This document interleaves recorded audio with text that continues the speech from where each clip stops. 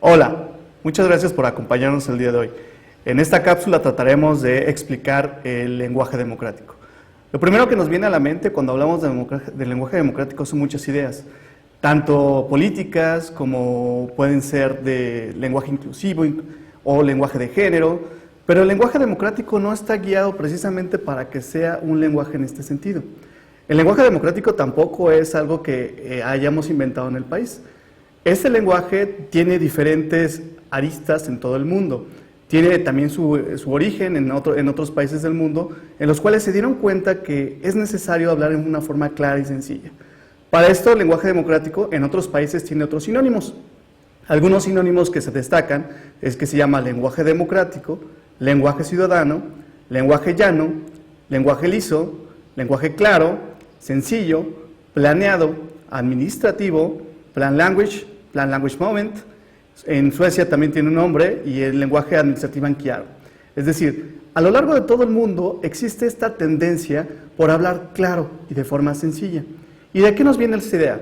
Pongamos un ejemplo en la iniciativa privada.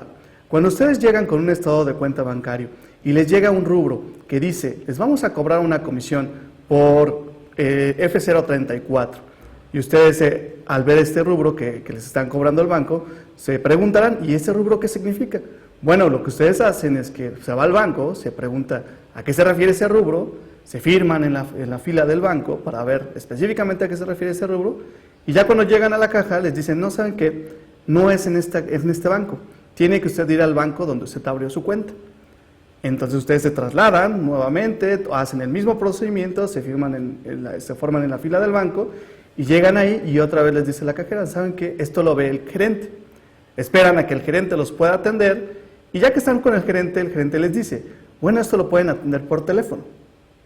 Si ustedes observan, este tiempo, el lapso que ustedes se llevaron en saber a qué se refiere el rubro que les están cobrando, es demasiado. Cuando llegan finalmente por la línea telefónica y les preguntan, oiga, este rubro, ¿a qué se refiere? La línea telefónica les dice, es su comisión que se les cobra anualmente a todos los tarjetavientes. Y ustedes hasta ese momento dicen, bueno, ya sé a qué se refieren.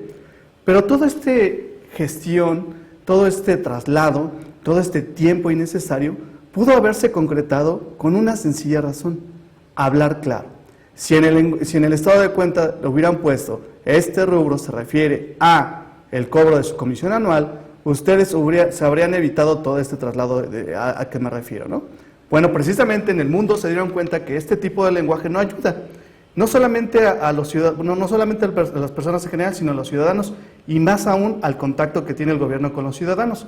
Por eso iniciamos esta cápsula explicando la definición del lenguaje democrático. No hay mucho material en este sentido, y las definiciones que más rescatamos son las siguientes. Es un lenguaje cercano a la gente, entendible, diferente, del que utilizan legisladores y jueces con expresiones y fórmulas protocolarias plagadas de palabras arcaicas, latinajos, oraciones tan extensas que la idea que querían transmitir se pierde incluso antes de terminarlas. Es decir, el lenguaje democrático trata de evitar todo este tipo de situaciones. Ahora veamos cuáles son las características del lenguaje democrático. La primera característica del lenguaje democrático es que busca la comprensión de todos los sujetos del proceso penal. Por ejemplo, cuando ustedes llegan con un ministerio público o con cualquier persona y le dice, ¿sabe qué? Vengo a preguntar sobre mi carpeta de investigación. La primera respuesta que viene sobre el agente del Ministerio Público en este caso, o la persona que tengan contacto, puede ser, pues es que su carpeta está sub judice. Y ustedes se preguntan, ¿qué es sub judice? Bueno, pues tal vez en ese momento, por miedo o desconocimiento, no lo hacen. Y regresan de la agencia del Ministerio Público y le preguntan a un amigo que ustedes saben que conoce derecho, que hay muchas personas que están en ese rubro, y le preguntan a su amigo, oiga, me dijeron que mi carpeta está sub judice. Y entonces el amigo le dice, bueno, es que ese término aún no llevo esa materia, no llevo ese conocimiento, pero vamos con un maestro para que nos explique qué es ese término. Van con ese maestro de la Facultad de Derecho a preguntarle, oiga, ¿qué es sub judice? Me dice, pues mire, lo que podemos hacer en este momento es que usted me permita accesar a la carpeta de investigación para saber a qué se refieren con que está sub judice. Autorizan al profesor a que se le la carpeta para saber si está sub judice, pero el profesor obviamente cuando está trabajando cobra sus honorarios.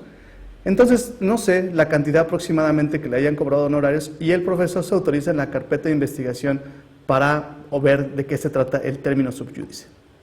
Una vez que llegan a la carpeta de investigación para saber qué es el término subjúdice, se traduce simplemente sabiendo que está pendiente de resolución por un órgano superior. Pero si ustedes pueden observar, el lapso en el que la persona le informó que estaba subjúdice a obtener el concepto, la respuesta de qué significa esto, es demasiado. Y no solamente en tiempo, en algunos casos es costo. La idea del lenguaje democrático es buscar optimizar esos plazos de gestión y esos costos. Bueno, otra característica del lenguaje democrático es que explica los conceptos técnicos especializados en lenguaje claro para todos los sujetos de proceso penal. ¿Alguna vez han encontrado en el transcurso de todo el proceso que les dicen la palabra impetrante? Esta palabra impetrante se usa mucho en los juzgados federales y cuando se escucha en un primer inicio causa hasta extrañeza, ¿no? Uno siente como que es algo totalmente diferente y ajeno a la realidad. Pero esta palabra es recurrente, se usa mucho en el lenguaje de amparo. Bueno, pues imagínense ustedes que van a consultar su carpeta de investigación y les dicen, no, es que usted está en calidad de impetrante. Y se quedan, ahora, ¿y ahora qué hice, no? Bueno, pues la palabra impetrante se refiere al quejoso, a la persona que interpone el juicio de amparo.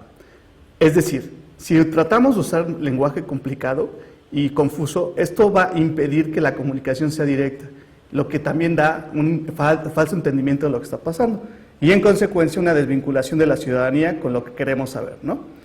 También el lenguaje democrático tiene como característica que usa las palabras indispensables para una plena expresión de ideas. Hay algunas expresiones que son totalmente largas, algunos juicios, como ustedes pueden ver, algunas carpetas de investigación llegan a ser de este tamaño, así unos bloques totalmente impresionantes. Cuando la idea inicial de este sistema es que las carpetas de investigación sean sencillas, sean claras y sean totalmente transparentes, ¿no? Pues la idea del lenguaje democrático es que solamente se ocupen las palabras indispensables para expresar esto.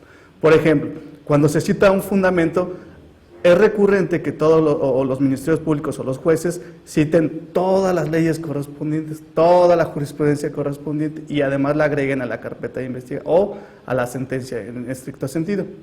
Lo que hace es que van engrosando más el material y cuando uno quiere saber específicamente a qué se refiere qué cosa, no la va a encontrar tan fácilmente porque tiene que recorrer todo el camino de todas las leyes, todo el procedimiento, toda la jurisprudencia que está agregada, que a veces es innecesario agregarlo. Simplemente con que citemos las partes concretas y las partes sencillas y el resumen nos va a ayudar a una plena comprensión de la idea. Bueno, también evita la expresión de construcciones lingüísticas difíciles, complicadas y confusas, como les platicaba hace un momento, la palabra indubio pro reo, la palabra in subjudice, la palabra impetrante, pero no solamente en el lenguaje jurídico, sino también existe en el lenguaje común. ¿Alguna vez se han escuchado la palabra chafaldrana? Pues esta misma palabra es usada para muchas cosas y el mismo efecto que genera en la parte jurídica genera en la parte social. Por ejemplo, cuando ustedes ingresan a un taller mecánico y les dice el mecánico que está atendiendo en ese momento, sabe que su automóvil está mal de la chafaldrana. Entonces lo primero que ustedes imaginan es que está horrible, no tiene reparación, pero no sabemos claramente a qué se refiere esta palabra. Este concepto hace que nosotros desvirtuemos esta realidad y imaginemos cosas. Por ejemplo, sería, pues me va a salir carísimo, va a estar súper complicado, esto hasta me suena como que va a salir chueco. Es decir, esa complicación del lenguaje genera estos costos innecesarios.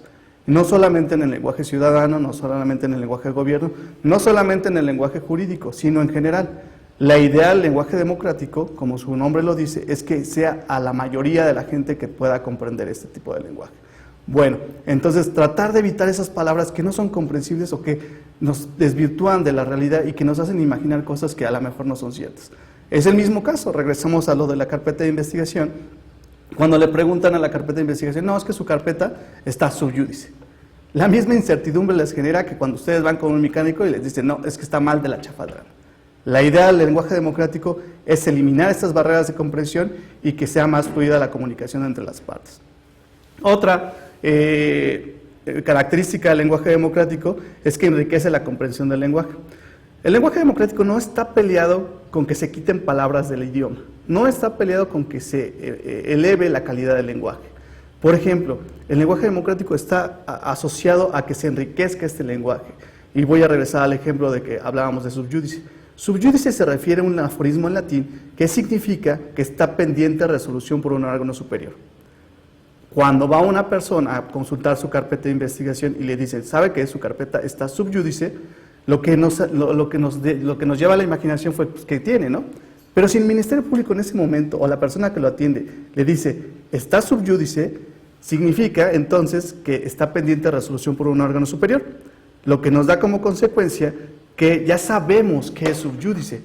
Ahora, imaginen que regresa esta persona y cuando pregunta cómo está su carpeta de investigación, esta le dice, está subyúdice, y le comenta después a su amiga, no te preocupes, subyúdice significa que está pendiente de resolución por un órgano superior. Y la palabra va enriqueciendo el lenguaje, va ayudando a todos para que tengamos una mejor comprensión. Y bueno, esta es la primera parte de esta cápsula que vamos a tener bajo este tema. En la siguiente cápsula vamos a ver las recomendaciones del lenguaje democrático y la concreción de los mismos. Gracias.